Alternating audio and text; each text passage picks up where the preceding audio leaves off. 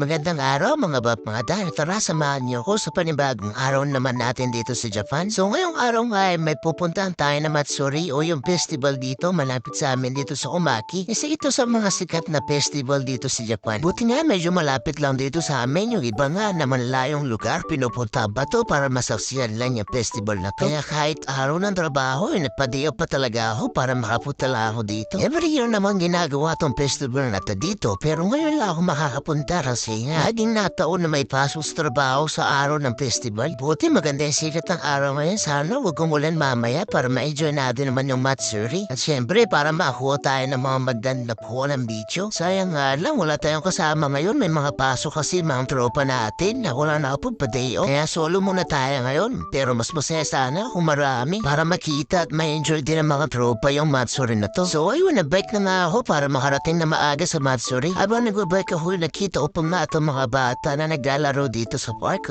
Cute. Kaya gusto ko na tuloy magkabili pag-uwi. At may nakita rin ako dito na sakura na maagang namumulaklak kaya nalapitan ko muna. Malapit na rin kasi mag-sakura blossom pero ang bihira itong mga ganitong sakura na maaga namumuhadkad. Kaya yung iba kahit panghapon namamangha pagka may nakita na ganito. Pero para sa akin normal lang siguro yan. Para sa mga tao lang din naman eh. Diba may mga maaga namumuhadkad kaya maaga nagsisipag-asawa. Tilang sandali pa sa wakas nakarating na rin tayo dito sa may Matsuri. Papasok pa nga lang ako bumuhad na agad sa akin tong naka-costume na Pirates of the Caribbean. So nandito pala tayo ngayon sa Tagata Ginger o Tagata Shrine para tunghayan ang tinatawag nilang Honen Festival. Ito yung araw na pinagdiriwang ang mga chinchin dito sa Tagata Shrine. Pagpasok mo nga dito ka magmumumog at ang maghuhugas ng kamay. Siguro pambalaw na kasalanan mo. After naman nun tutuloy sila dito para mag-wish. Kaya nag-wish na rin ako baka sakaling matupadin yung wish ko. Kaso wala, nakalimutan ko yung Japanese yung wish ko, hindi ko lang alam kung maintindihan. Pagkatapos ko naman doon pumunta na ako dito sa mga bilihan ng mga souvenirs. Para naman may remembrance tayo sa pagpunta natin dito. Natuwa nga ako sa mga tong. Cute, maganda pang display to sa bahay. Sake bottle pala tong parang may boda na may malaking sausage. Set na siya for 4,000 yen kasama na yung dalawang shot glass. Na parang hugis ako yung isa naman ay shiitake mushroom. Meron pa namang ibang design ng sake bottle dito. Pero parang mas attractive yung boda na may malaking sausage, diba? Tapos meron din sila binibenta na asri dito. Parang pamilyar nga yung tsura nito Hindi ko lang masabi kung ano to.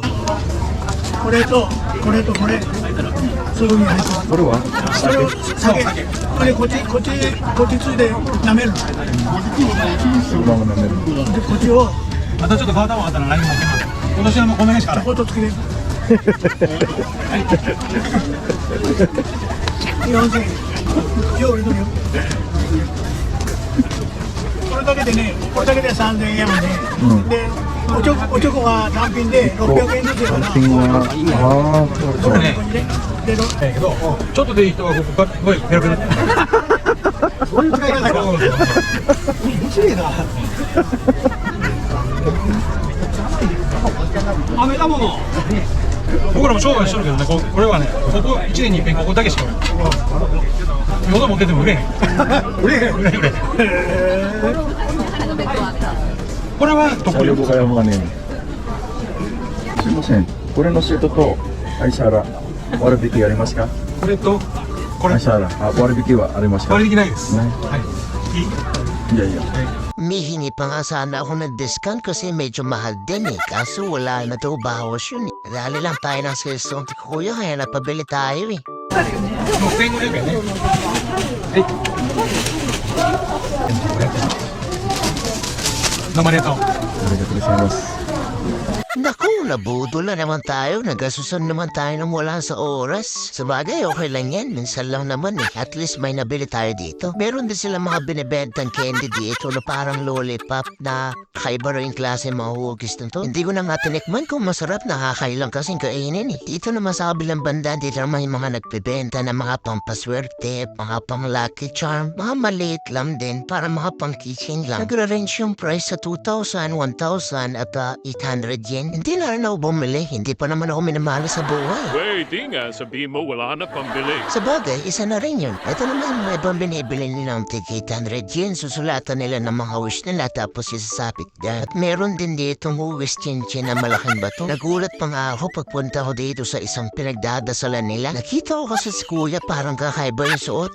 Parang halos wala na maatang suot eh. Kahit sobrang lamig sa labas, nagawa niyang mag-costume na ganito. Hello pa nga, relate Naruto na nahubad eh dahil sa huli ng buhok. Baka nakalimutan lang magdamit. Ito nga pa nung pinipilahan na to, ito nga pala yung nandun yung dalawang Dragon Balls. Uy, pila sila para magdasal at para mag-wish. Na sana mabuhay pa si Akira Toriyama-san. Pero bago ka makarating doon sa dalawang Dragon Balls, ay dadaan ka muna dito sa malaking dragon. Ito kasi yung kuta ng pinakamalaking dragon dito. At marami rin siya mga alagad na nakapaligid sa kanya. Mag-wish ka rin dito pero dapat nakanehongo para maintindihan.